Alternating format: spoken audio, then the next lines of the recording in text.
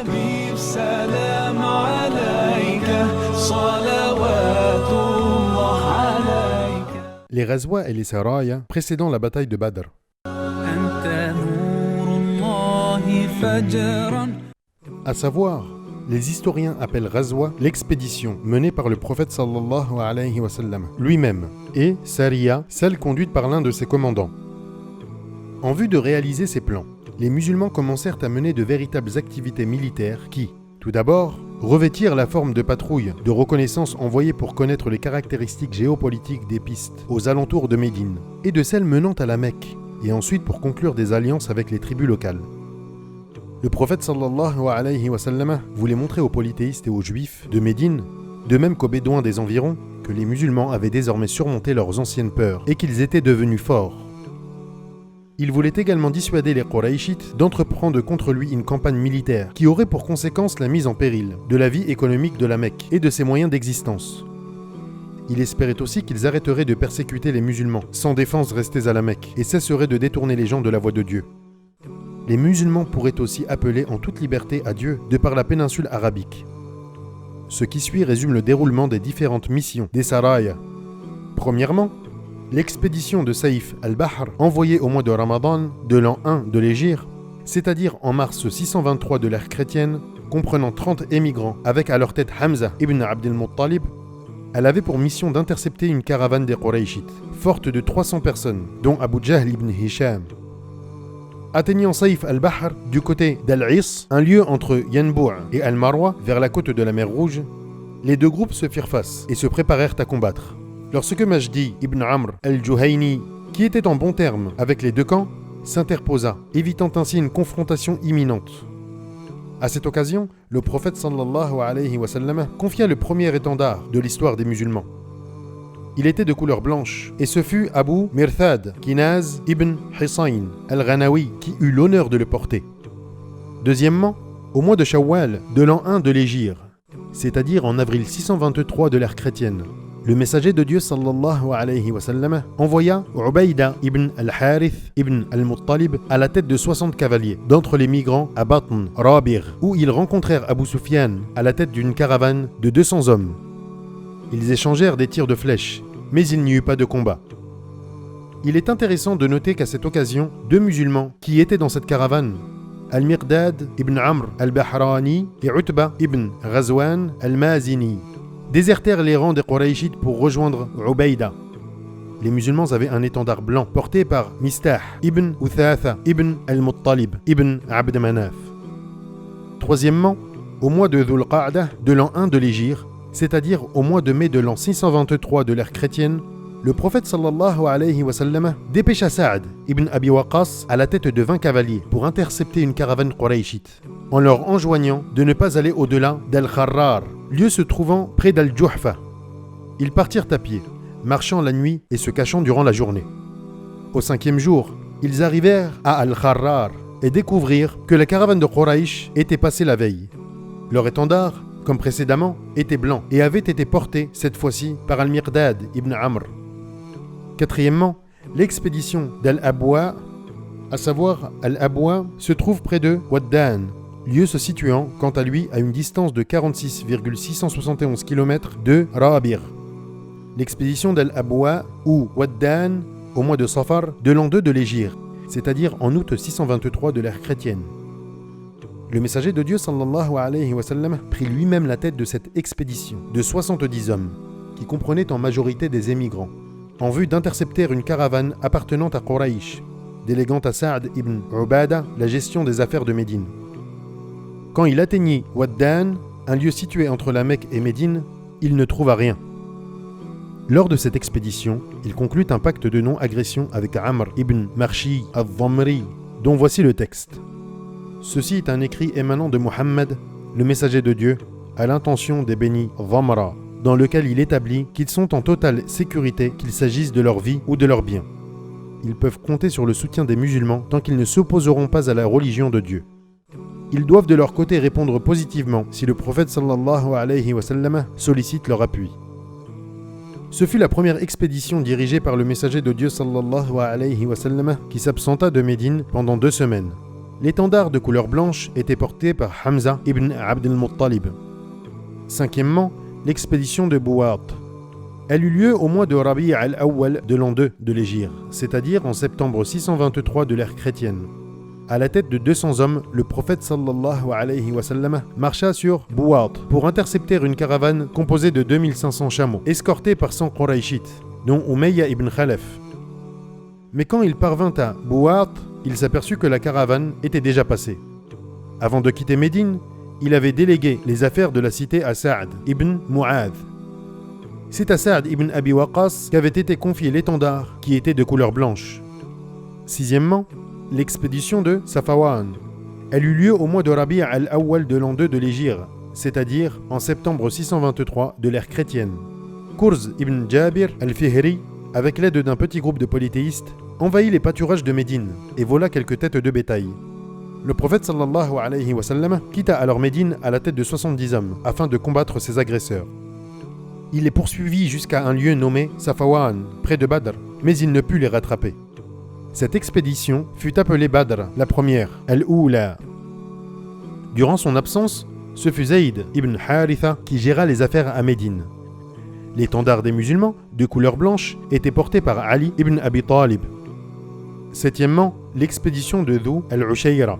À savoir, on dit aussi al-Ushayra ou al-Asira, un endroit près de la région de Yanbu'. Elle eut lieu pendant les mois de Jamada al-Oula et Jamada al-Akhira de l'an 2 de l'Hégire, c'est-à-dire en novembre-décembre de l'an 623 de l'ère chrétienne. Le prophète sallallahu alayhi wa sallam sortit à la tête de 150 à 200 volontaires musulmans et avec 30 chameaux sur lesquels il montait à tour de rôle, dans le but d'intercepter une caravane quraïchite.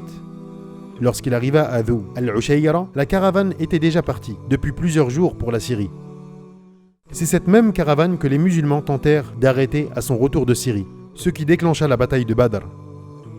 Le prophète sallallahu alayhi wa sallam sortit à la fin du mois de Jumada al-Oula et rentra à Médine au début de Jumada al-Akhira. D'après les dires d'Ibn Ishaq, c'est peut-être pour cette raison que les auteurs de la Sira, Ahlus Siyar, divergent quant à la détermination du mois de cette expédition.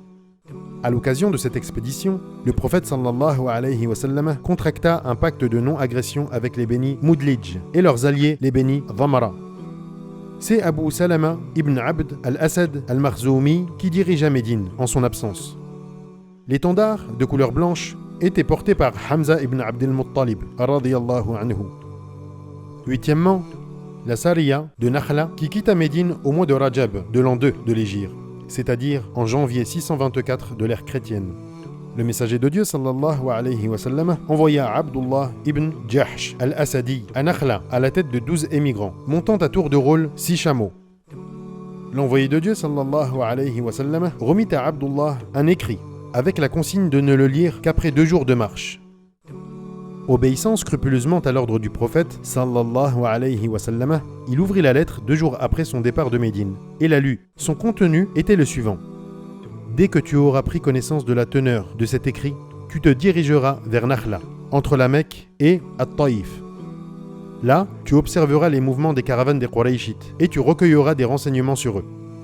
Révélant à ses compagnons le contenu de la lettre, ceux-ci acceptèrent la mission que leur avait confiée le prophète sallallahu alayhi wa sallam. Cependant, Sa'd ibn Abi Waqqas et Utba ibn Ghazwan perdirent leurs chameaux.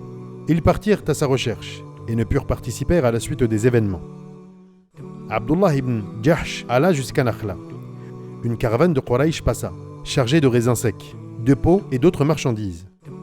Des notables polythéistes étaient présents dans la caravane, tels que Amr ibn al-Hadrami, Uthman et Nawfal, fils de Abdullah ibn Mughira, et Al-Hakam ibn Kaysan, l'affranchi des bénis al-Mughira. Les musulmans se consultèrent pour savoir s'ils devaient combattre. Compte tenu du fait que Rajab était un mois sacré, durant lequel on ne combat pas, selon la coutume arabe d'alors. De même que pendant les mois de Dhul Hijjah, Dhul Qa'da et Muharram. Finalement, ils furent d'accord pour engager le combat.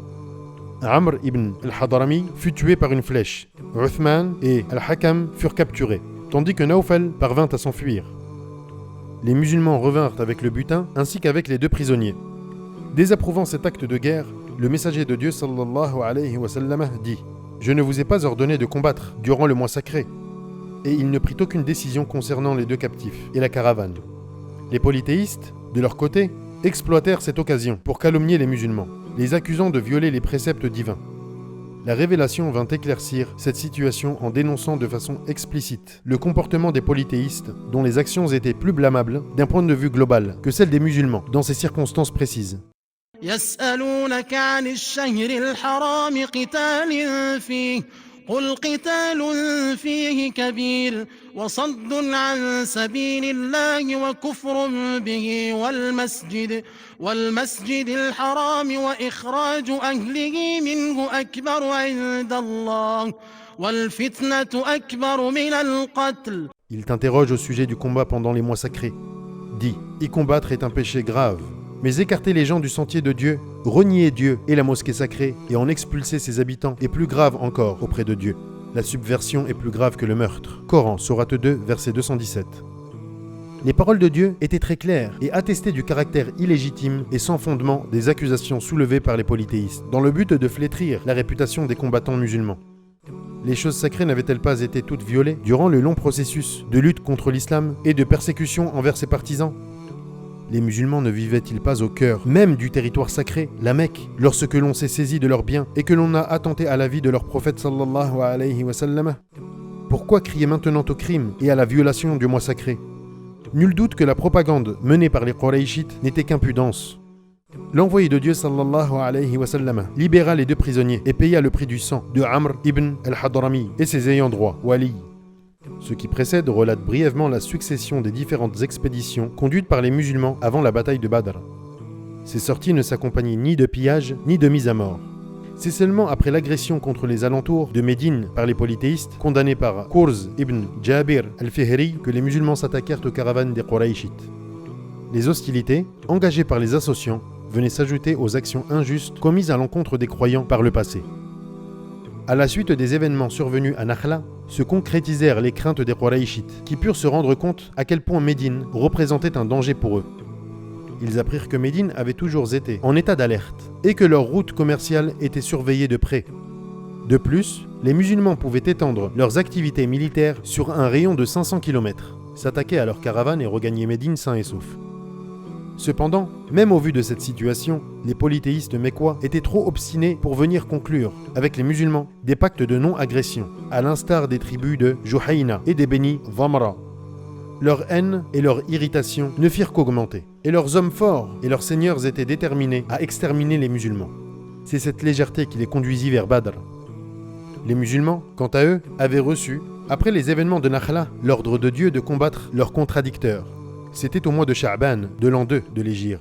وقاتلوا في سبيل الله الذين يقاتلونكم ولا تعتدوا إن الله لا يحب المعتدين وقتلوهم حيث ثقفتموهم وأخرجوهم من حيث أخرجوكم والفتنة أشد من القتل ولا تقاتلوهم عند المسجد الحرام حتى يقاتلوكم فيه فإن قاتلوكم فاقتلوهم كذلك جزاء الكافرين فإن انتهوا فإن الله غفور رحيم وقاتلوهم حتى لا تكون فتنة ويكون الدين لله فإن انتهوا فلا عدوان إلا على الظالمين.